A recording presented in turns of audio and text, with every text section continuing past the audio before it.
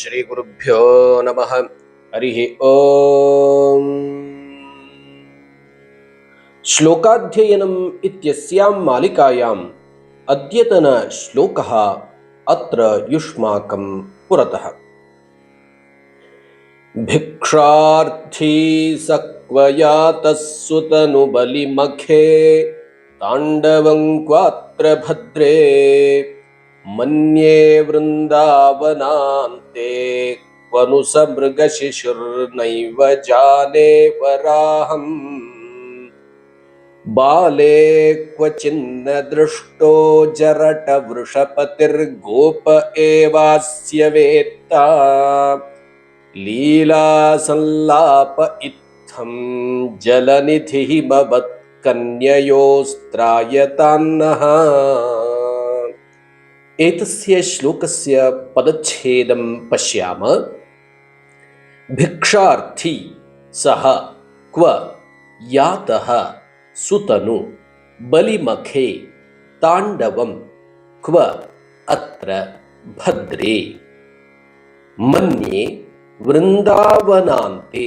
ವೃಂದಾವನ ಅಂತೆ ಸವರ್ಣ ದೀರ್ಘ ಸಂಧೇ ವಿಚ್ಛೇದಃ ಭವೇತ್.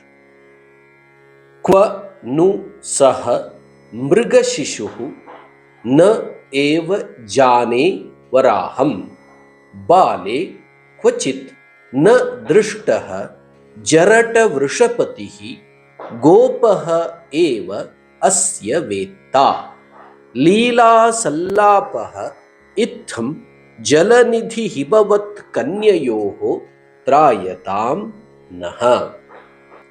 ಇದಾನಿಂ ಏತಸ್ಯ ಶ್ಲೋಕಸ್ಯ ಅರ್ಥಾನುಗುಣಂ ಅನ್ವಯಂ ಜಾनीमः.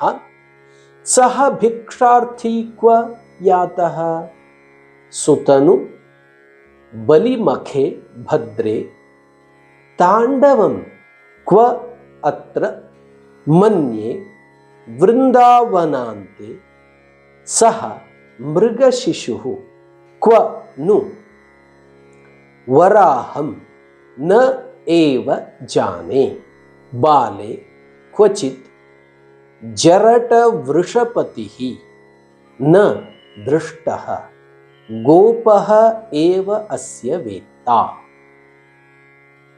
ಇತ್ತಂ ಜಲನಿಧಿ ಹಿಮವತ್ ಕನ್ಯಯೋಃ ಲೀಲಾಸಲ್ಲಾಪಃ ನಃ ತ್ರಾಯತಾಂ. अस्मिन् श्लोके कश्चन कविः पार्वती लक्ष्म्योः संवादः लीलासल्लापः एवं विनोदरूपेण कृतः सल्लापः संवादः नः अस्मान् त्रायतां रक्षतु इति प्रार्थनारूपेण श्लोकं विरचितवान् अस्ति कश्चन. तर्हि तयोः मध्ये संवादः कथं भवति? आधुनिकयुगे यथा द्वयोः महिलयोः मध्ये लीलासल्लापः भवति, कदाचित् विनोदार्थम् एवं संवादः भवति, तथैव यदि पूर्वमपि भवति स्म कथं भवेत् इति कल्पनां कृत्वा कश्चन कविः बहु रोचकतया सुन्दरतया एनं श्लोकं रचितवान्. पश्याम अर्थम् इदानीं. सः भिक्षार्थी क्व यातः इति लक्ष्म्याः प्रश्नः पार्वतीं प्रति. हे पार्वती, यः भिक्षार्थम् अटितवान्, यः भिक्षार्थी अस्ति, शिवः कदाचित् भिक्षार्थम् अटितवान्, सः शिवः कुत्र अस्ति इति वक्तुं भङ्ग्यन्तरेण पृच्छति. सः भिक्षार्थी क्व यातः कुत्र गतः इति. तदा पार्वत्याः उत्तरं सुतनु, यस्याः तनुः देहः अत्यन्त सुन्दररूपेण विद्यते, चारुशरीरे हे लक्ष्मी, चारुशरीरे सुतनु बलिमखे स्यात्, सः बलिनः मखे यज्ञे स्यात् खलु इति उत्तरं यच्छति पार्वती. यतः अत्र विष्णुः भिक्षां सम्प्रार्थ्य बलिमहाराजस्य समीपं गतवान् इति दर्शयितुं. तदा लक्ष्मीः पुनः वदति, भद्रे मङ्गले ताण्डवम् अहं पृच्छामि, सः ताण्डवनृत्यं कृतवान् खलु, सः कुत्र गतवान्, कुत्र यातः सः?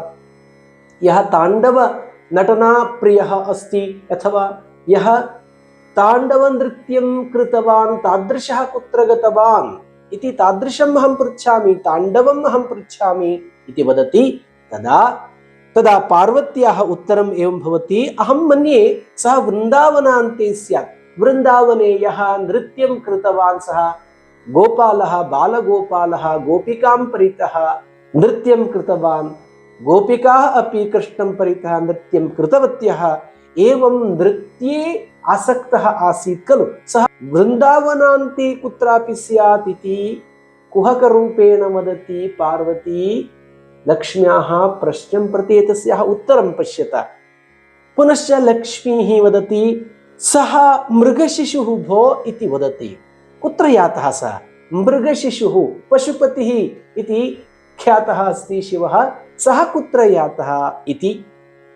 तदा पार्वत्याः उत्तरं पश्यत कथं वदति, तं वराहम् अहं न जाने।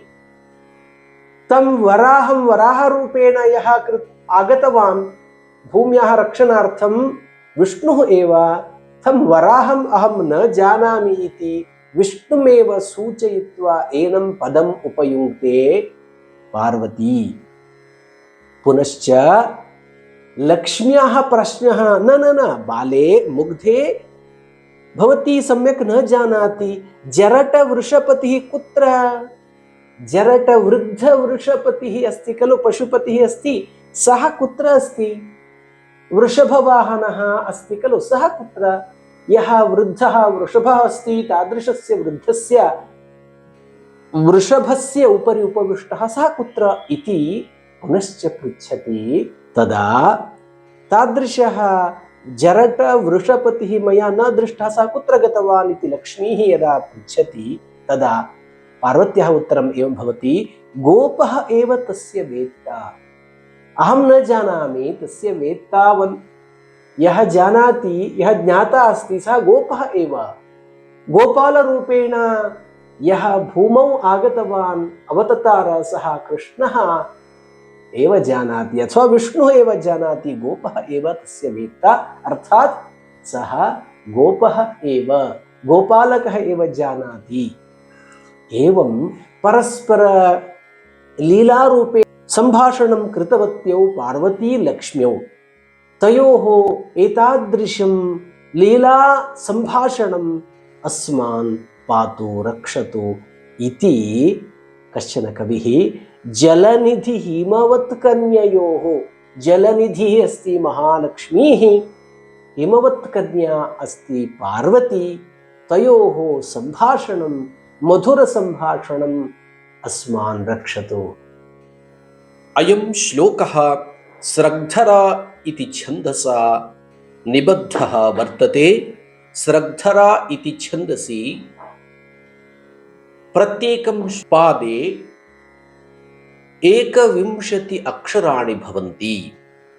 तत्र लक्षणं तु म्रभ्नैर्यानान्त्रयेण त्रिमुनियतियुता स्रग्धरा कीर्तितेयम्।